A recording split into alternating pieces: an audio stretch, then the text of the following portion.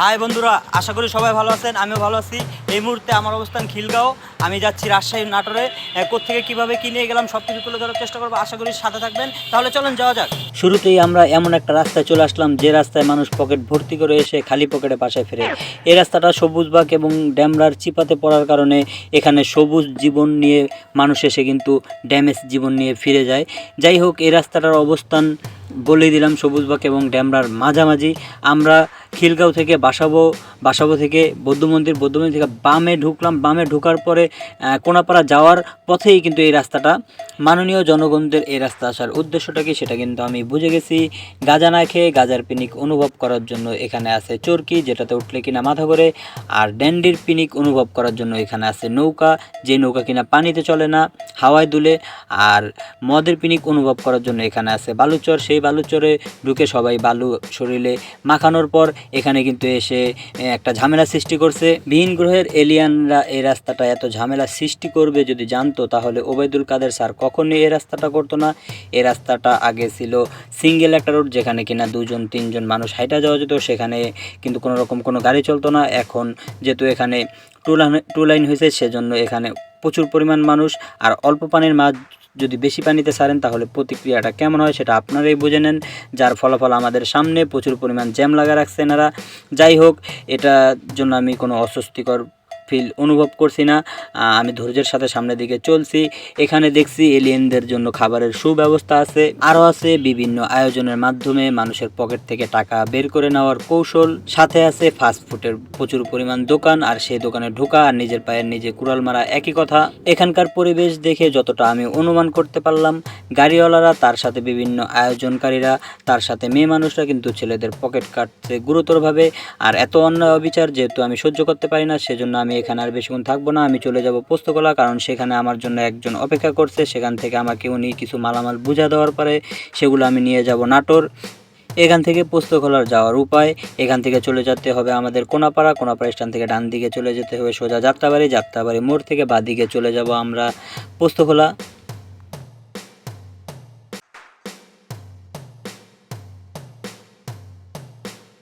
ওইখানে জ্যামের সাথে কস্তাকস্তি করতে করতে কিন্তু আমার রাত হয়ে গেল। আর রাতের বেলা আমি বেশি উপরে উঠতে পারি না, যতটুকু সম্ভব হয়েছে ততটুকু উপরে উঠটা আমার ফাইটার দেখানোর চেষ্টা করতেছি। নিচে যে বস্তুটা দেখতে পাচ্ছেন এটা কোনো গাড়ি না, এটা আমার ফাইটার। আর ফাইটারের মধ্যে যেই সাদা বস্তাগুলো দেখতেছেন এটার মধ্যে আছে হুইল পাউডার, যেই পাউডার দিয়ে মহিলারা কাপড় কসলাকসলি করে। এখনকার মহিলারা পাউডার ছাড়া থালা বাসনের সাথে কস্তাকস্তি না করতে পারলেও কিছু বছর আগেও আমরা লক্ষ্য করছি তখনকার মহিলারা কিন্তু ছাই দিয়ে মাটি দিয়ে থালা বাসনের সাথে কাবাডি খেলতো। আর এখনকার মহিলারা ছাই মাটি তো দূরের কথা, সার্ফ এক্সেল হুইল পাউডার কিনে দিলেও তারা সন্তুষ্ট না। সেজন্য তাদেরকে খুশি করার উদ্দেশ্যে আমাদের কিন্তু দিতে হয় বল, বালতি, গামলা, জগ ইত্যাদি আরও জিনিসপত্র। সেজন্য আমরা গাড়ি ভর্তি করে সেগুলোও নিয়ে যাচ্ছি। এগুলো নিয়ে পৌঁছে যাব আজকে আমরা নাটোর রাজশাহী মহিলাদের কাছে, এগুলো পৌঁছে দেওয়ার উদ্দেশ্যে।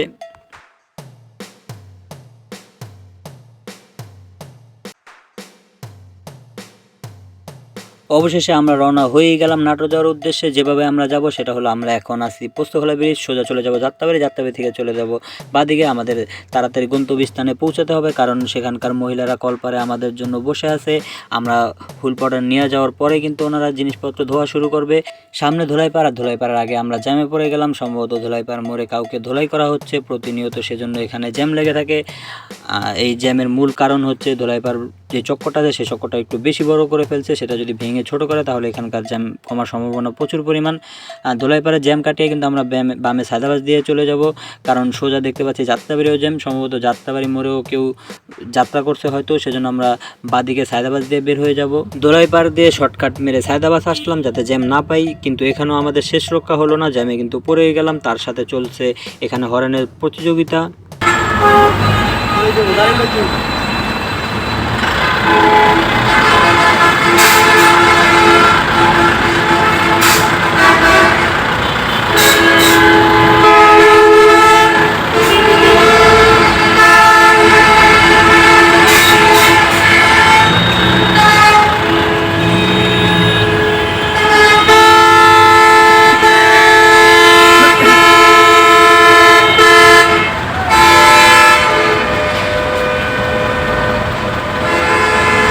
সায়দাবাদ ব্রিজের হর্নের প্রতিযোগিতা থেকে টাকি মাছের মতো পিছলে বের হওয়ার পর আমি ধলপুর কমিটি সেন্টার ব্যবহার করে গোলাপবাগ বাস স্ট্যান্ড থেকে ডান দিকে চলে আসলাম সোজা মালিবাগ কমিটি সেন্টার থেকে চলে যাব ডানে, আবুল হোটেল ব্যবহার করে সোজা কুড়িল বিশ্ব রোড। সামনে দেখতে পাচ্ছি এক বড় ভাই লুঙ্গি পরে গামছা মাথায় দিয়ে জগিং করতে নামছে।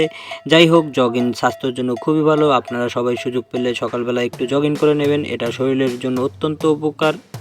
সোজা আসার পর পেয়ে গেলাম এই জায়গাটার নাম হলো কুড়িল বিশ্ব রোড। এখানকার যে টাট্টু ঘোড়ার টার্নিংটা, সেই টার্নিংটা কিন্তু আমার জীবনের এক পর্যায়ে আমাকে অনেক উঁচুতে পৌঁছে দিল। জীবনে উপরে উঠতে পেরে অনেক গর্বিত হলাম নিজের প্রতি নিজে। ভাবলাম এটা তো আমার পাওয়ারই ছিল, এটা আমার যোগ্যতা পাইছি। যখন অহংকার দেখাতে শুরু করলাম তখন কিন্তু খিল খ্যাত মোড় আমাকে পুনরায় নিচে নামিয়ে দিল। জীবনে উপরে উঠতে পারলে অহংকারী হওয়া উচিত না, আর নিচতলার মানুষদের সাথে করুণা করা উচিত না। একটা কথা মনে রাখা উচিত, মানুষ পৃথিবীতে একা একা কিছু করতে পারে না, কিছু করতে হলে অন্য মানুষের সাপোর্ট অবশ্যই প্রয়োজন হয়। জীবনে এক পর্যায়ে উপরে পৌঁছানোর পর, সমাজে প্রভাবশালী হওয়ার পর নিজে নিজে প্রশংসা আশা করা উচিত না, বা অন্য কারো কাছ থেকে প্রশংসা আশা করা উচিত না। কুলহু আল্লাহু আহাদ, সকল প্রশংসা আল্লাহ তাআলার।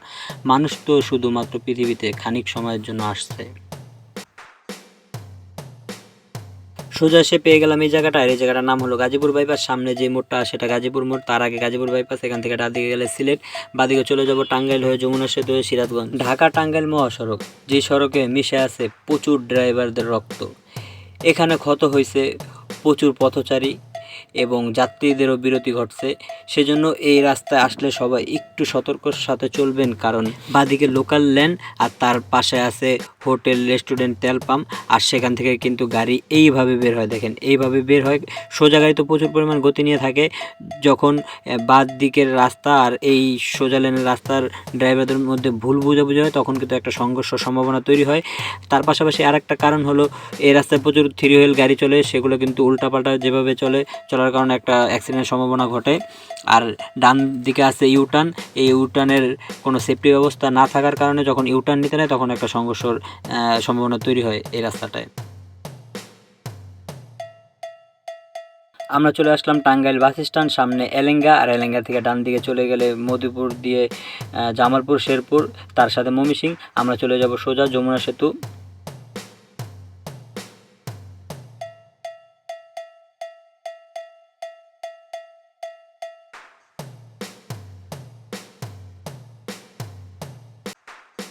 যমুনা সেতুর টোল দেওয়ার পর আমরা উঠে যাচ্ছি সরাসরি ব্রিজের উপরে। এটি যমুনা নদীর পূর্ব তীরের ভুয়াপুরকে এবং পশ্চিম তীরে সিরাজগঞ্জের সাথে সংযুক্ত করে 1998 সালে নির্মিত হওয়ার সময় এটি বিশ্বের 11তম দীর্ঘতম সেতু ছিল, এবং বর্তমানে এটি দক্ষিণ এশিয়ার 6তম দীর্ঘতম সেতু। যমুনা নদী, যা এটি বিস্তৃত বাংলাদেশের 3টি প্রধান নদীর মধ্যে একটি। ঢাকা টাঙ্গাইল মহাসড়ক 4 লাইন হয়ে গেছে, কিন্তু গাজীপুর সিরাজগঞ্জ এটাও 4 লাইন হচ্ছে, রংপুর পর্যন্ত 4 লাইন হচ্ছে, কিন্তু এখনও কাজ যেহেতু চলমান আছে। এই রাস্তায় প্রচুর পরিমাণে অ্যাক্সিডেন্ট হয়েছে। এই ব্রিজের প্রধান সমস্যা, এই ব্রিজে 2টা গাড়ি একসাথে পাস হতে পারে না, যার কারণে প্রচুর পরিমাণ অ্যাক্সিডেন্ট দেখতে হয়েছে উত্তরবঙ্গের মানুষের। আর কিছু বছর আগে কিন্তু ব্রিজের উপর প্রচুর পরিমাণ জ্যাম থাকতো, এখনও সময় সময় থেমা প্রচুর পরিমাণ জ্যাম হয়। জ্যামের সময় কিন্তু প্রচুর পরিমাণ সমস্যা হয়, এই ব্রিজে অ্যাক্সিডেন্ট হওয়ার সম্ভাবনা প্রচুর পরিমাণ থাকে। আরেকটা সমস্যা যেটা রেল, এই রেলে কিন্তু প্রচুর পরিমাণ মাল লোড করা থাকে এবং মানুষ থাকে। রেলের যাওয়ার রাস্তাটা যেহেতু এক পাশে, সেজন্য কিন্তু ব্রিজটা যখন রেলটা যায় তখন খানিকটা কিছু কাইট হয়ে যায়, যেটা খালি চোখে বোঝা যায় না, বোঝাটা খুবই দুষ্কর। এটা একটা রিস্ক, সেজন্য ব্রিজ কিন্তু রেলের আরেকটা ওই পাশে বানাইতেছে। এখানে দেখতেছি বাঁ দিকে একটা ট্রাক অ্যাক্সিডেন্ট হয়ে আছে ফুটপাতের সাথে উপরে ওঠা। জীবন যুদ্ধে মানুষ প্রচুর পরিমাণ কষ্ট করে, সেটা কিন্তু রাস্তায় থাকলে ভাই বোঝা যায়।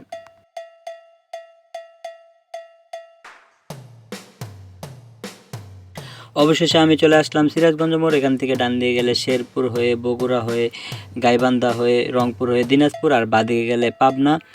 যেহেতু আমি নাটোর যাব, আমি চলে যাব সোজা বনপাড়া হয়ে নাটোর।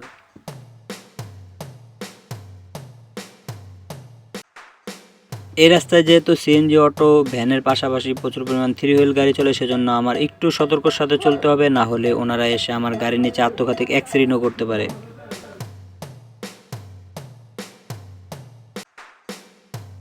আমি চলে আসলাম বনপাড়া মোড়ে। এখান থেকে বাঁদিকে দাসুরা হয়ে পাবনা হয়ে লালন শাহ হয়ে কুষ্টিয়া, আর ডান দিকে রাজশাহী, চাপাই নবাবগঞ্জ। আমি যেহেতু নাটোর যাবো আমি চলে যাচ্ছি ডানে।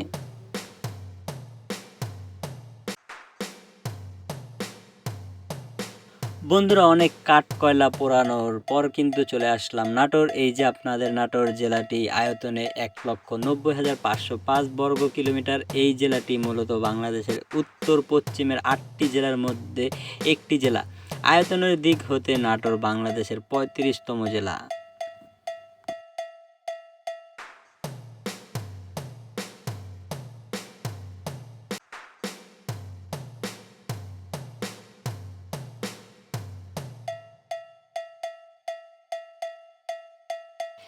নাটোরের বিখ্যাত দিক হচ্ছে নাটোরের বনলতা সেন রানী নবাবী, নাটোর রাজবাড়ি এবং উত্তরা গণভবন, কাঁচাগোল্লা, চলন বিল, হালতি বিল এর জন্য বিখ্যাত।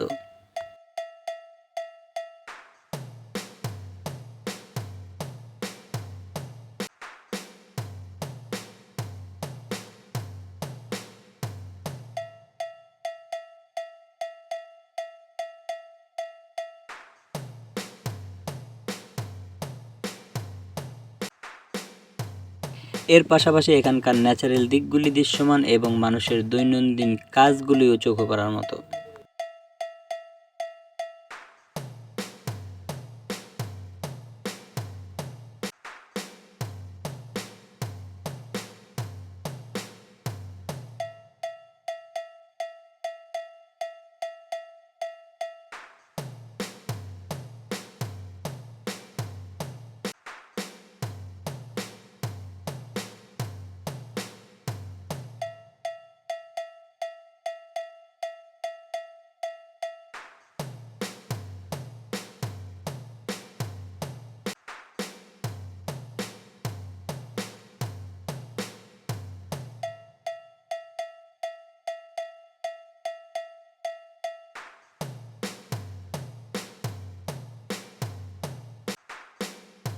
সব শেষে এখন একটা কথা সবাইকে মনে করিয়ে দিতে চাই ভাই, যদি ভিডিওটা ভালো লাগে তাহলে অবশ্যই লাইক দেবেন, আর যদি কারোর সাথে শেয়ার করতে চান তাহলে শেয়ার করতে পারেন, আর আমাদের পেজটাকে ফলো দিয়ে ইউটিউবটাকে সাবস্ক্রাইব করে দেবেন যাতে এমন ভিডিও আপনার সামনে আসে।